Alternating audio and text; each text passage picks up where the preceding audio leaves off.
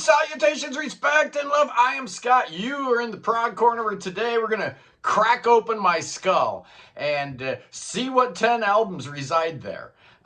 These are not my 10 favorite albums, but this is kind of like if you were able to, do some surgery on your boy's brain, these would be the 10 records that would come spilling out, right? And yeah, I had to think long and hard about this, and I apologize because I'm not putting the Beatles on here, Sgt. Pepper. I'm not putting Frank Zappa on here. I thought about it. Black Sabbath, Paranoid. Musea Rosenbach, Zarathustra, Gang of Four's debut album. Iron Maiden I'm not including. King Crimson's not on this list. Oh man, oh man. So what 10 albums would you find if you cracked your boy's brain open? And I'm going in chronological order, and I'm starting in 1970 with Chicago 2. And I could have gone earlier. Some of my early influences were like Zappa and Brubeck, Miles Davis, all that kind of stuff that was going on in my house. But this was the first band that I fell in love with all by myself. This was my band. I loved Chicago Transit Authority, but when Chicago 2 came out, man, my little kid head just exploded. I had found my band. They were my favorite band for quite a few years until another band came and took their crown. But Chicago was my first love. Even Steven Wilson had to remix this thing because he understood the greatness of it. One of the greatest records of all time. Absolutely love it. But yeah, a few years later, I discovered a little band called Yes, and oh yeah, Fragile changed everything for me, man. When I first heard this record, you hear the classical guitar intro, Steve Howe, and then all the craziness that ensues all the way through this album. I love Fragile. It was my introduction to Yes. It was kind of my introduction to prog rock in general, and as a result, it holds a very, very special place in my heart. It's not my favorite Yes album, but it's real, real close. In fact, I think it's the best sounding Yes album. I put it right up there with Steely Dan Asia for the best produced, best sounding album of all time. Eddie Offord working some magic with the Rick Wakeman newly minted in the band. Yeah, come on, man. The first time we get the Roger Dean album cover. Yeah, this album occupied a huge space in my brain for many, many years, and it still does. Oh yeah, next up for the albums that kind of define me and tell you who I am. If you need to know me, you need to know these albums. How about Foxtrot? 1972. I'm choosing this primarily because I had heard Genesis live. That was the first thing I had gotten because it was the budget price, right? It was like $4, so the little kid couldn't afford it. But I kept hearing about this sidelong epic that didn't make the cut, that didn't make it onto the live album. So when I finally secured a copy of Foxtrot and put side 2 down with Horizons and then going right into Supper's Ready, man, oh yeah, I knew Genesis was going to be an important part of my life, and most certainly they are. And you could make a case that Supper's Ready is the greatest thing ever recorded. I wouldn't argue with you. I absolutely wouldn't. Amazing record, amazing band. Love 5-man Genesis so much. Oh yes, indeed. As the prog started getting a little bit stale, I started discovering other bands. I bought the first Ramones album, the Sex Pistols album, but there was an album that came out in 1977 that blew me away even harder than those two albums, and it was that first Clash album, man. Oh man, the Clash stole my heart. They absolutely did. They showed up in my life at the absolute right time, as the prog was starting to, fall off. Everybody was talking about punk rock, and I was intrigued, man. I wanted to know. There were all these rumors floating around, like, Rick Wakeman's joining the Sex Pistols and all this stuff. And I'm like, I need to hear this music, man. I need to hear what all the fuss is about. So, yeah, I bought the Ramones and I bought the Sex Pistols, but man, the Clash was the band that really got me, man. They just meant so much to me. They became my favorite band for a long time. I loved them. The labels said they were the only band that mattered, and I kind of believed it. I bought the hype. I saw these guys open for The Who in the Tangerine Bowl. I think it was like 1980. Absolutely stunning, man. How do you blow The Who off the stage? Well, they did it. They absolutely did it, man. Unbelievable. The debut album, absolutely fantastic. I actually prefer the U.S. version, but UK version's fine, fine and dandy. Oh, in 1979, my dad brought. I was living on a sailboat, so he'd go like stateside to work for a couple weeks, and then he'd come back. He'd always bring cassettes.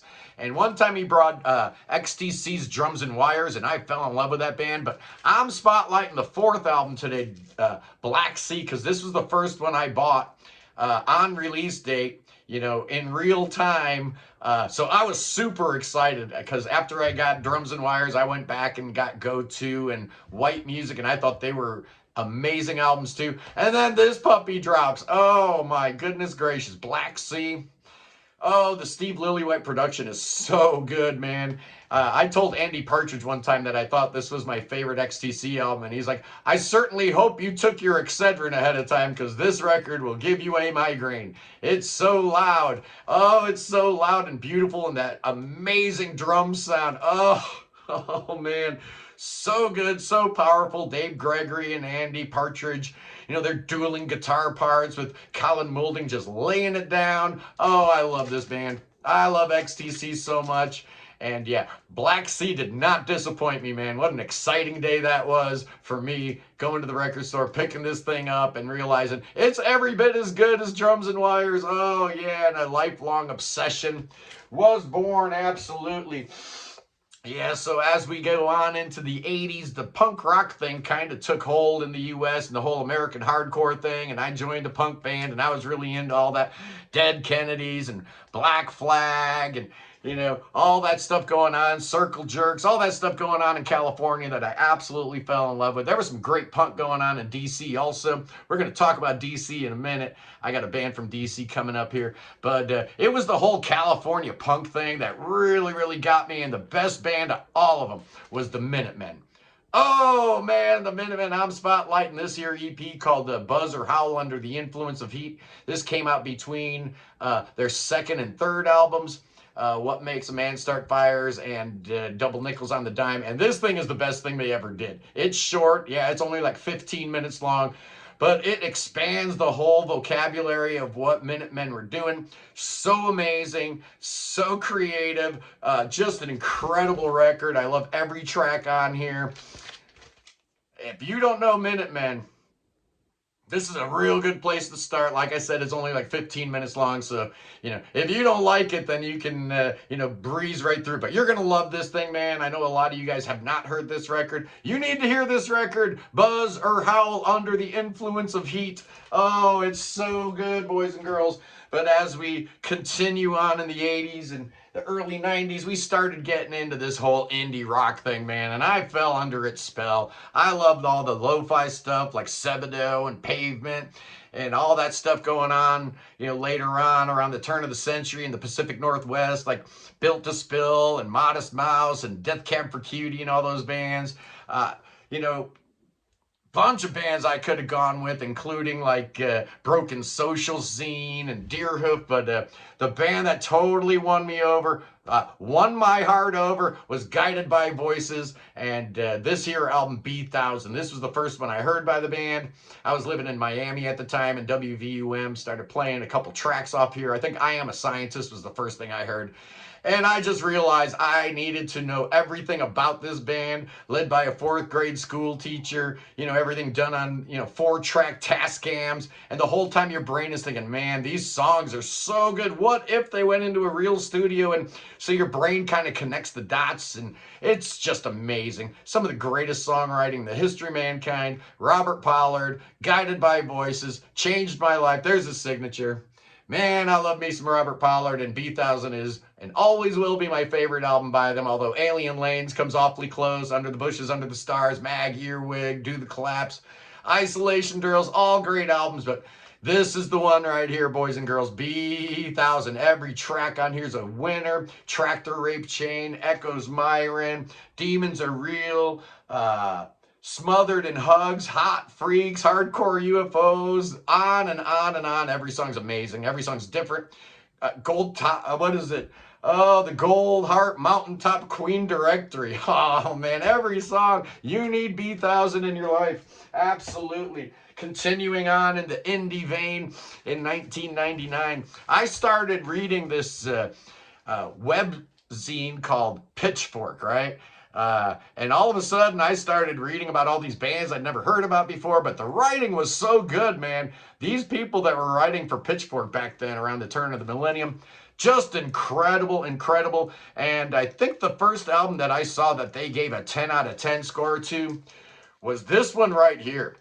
It's called Emergency and I by the Dismemberment Plan, a DC band. And yeah, I love me some DC punk, right? I could have gone with the Minor Threat or Government Issue or Scream or Marginal Man or Faith or Void or Second Wind or Black Market Babies. Man, DC punk was my thing. So these guys bring a lot of that same punk energy, but with a whole lot of musicianship and greatness, led by the singer Travis Morrison, whose lyrics are just spot on and really talk about being isolated in this new modern world. The guitar player Jason Cadell plays some great stuff. Bass player Eric Axelson, but this band is really driven by the drummer Joe Easley. Wow. Oh man, he is good. This is a very progressive album. A lot of really cool stuff on here, and one of the greatest songs of all time called You Are Invited. Oh man, I love that track. It starts with the drum machine and then slowly it turns into real drums and then it just starts cooking, man. This thing was produced by Jay Robbins, who was the bass player for Government Issue, and then he went on to play bass for Scream with Dave Grohl on drums and Jay Robbins on bass. And then he formed his own band, Jawbox. But oh, buddy boy, Emergency and I by the Dismemberment Plan. If you want to get a big old smile on your face, check out this record. You won't be disappointed. I promise, boys and girls. Next up, your boy kind of got back into the prog around 2000, 2001 with Transatlantic. So I almost went with one of the Transatlantic records. But I'm going with something else. A member of Transatlantic put out an album in 2005. It was his third solo album. And it absolutely hit me like a ton of bricks at a time when I really needed some comforting. And Neal Morse came to the rescue with Question Mark. Oh man, did he ever. This record means so much to me. I remember listening to this thing, feeling really down in the dumps and really sad, and my whole life was falling apart, and Neal Morse was there for me. I don't know how many nights I listened to this record with my headphones on, just thinking about life, thinking about my place in the world and why everything was falling apart, and thank God Neal Morse was there to help pick up the pieces. Absolutely. I could have gone with Sola Scriptura. But this one I've got a real personal connection with. I don't know, maybe it's the Steve Hackett solo in 12 that really brings it all home for me. But oh man, I love this album. I really, really do. Neal Morse, Question Mark. I've got one more. One more. If you crack my brain open, this is what you're going to find. And you know there's going to have to be some Norwegian prog into the mix. And in 2017, Wobbler dropped their fourth album, and it's the best album of the 21st century. It really is, man. It's the best thing I've heard in 25 years or so. I love this album. It is the highest rated modern prog album on Prog Archives for a reason. I think it clocks in at number 30, which is kind of sad, right? Everything before is all, in the 70s and whatnot. But this one here, oh man, From Silence to Somewhere, a perfect prog rock album. And if you need an excuse to try to get into modern prog rock, I would say start right here. I would say start right here because you've got all the vintage instruments and, it does harken back to Yes and stuff like that. But they're their own thing, man. The Norwegian prog scene, so great, adds so many different elements. Wobbler adds a lot of Italian prog into the stew, so it's not all just like, oh, they sound like Yes, they sound like Gentle Giant. Actually, they sound a whole bunch like Musea Rosenbach and PFM and Banco de Matura Socosa as well. Oh, I love me some Wobbler. Yes, I do. Oh, and those are the 10 albums that if you cracked my brain open, that's what you would find. Oh, yeah. Now, join me Sunday. We had a little problem on our Sunday live stream when we had Green Carnation in the house, and, YouTube blocked the video and threatened me with all kinds of, nefarious things, telling me they're going to block me and cancel my YouTube channel and all this stuff with copyright strikes. But we're forging ahead this Sunday with Asymmetric Universe. Their new album drops Friday. It's called A Memory and What Came After. And these are two Italian brothers playing jazzy prog metal, instrumental with a lot of sax and craziness going on. Fantastic record, fantastic band. Unfortunately, we're not going to be able to play anything off of it, so that's kind of a bummer. But we will be talking to the boys, and we're going to be talking all about Italian prog this Sunday at 11 o'clock Eastern, so join us then. Anyway, boys and girls, if you like what we're doing here, please hit that subscribe button. You know, I'm trying to get my subscriber count up, and if you really like what I'm doing, consider becoming a member. For as little as $1.99 a month, you can be a member of the Prog Corner. Oh, yeah, you know you can afford it.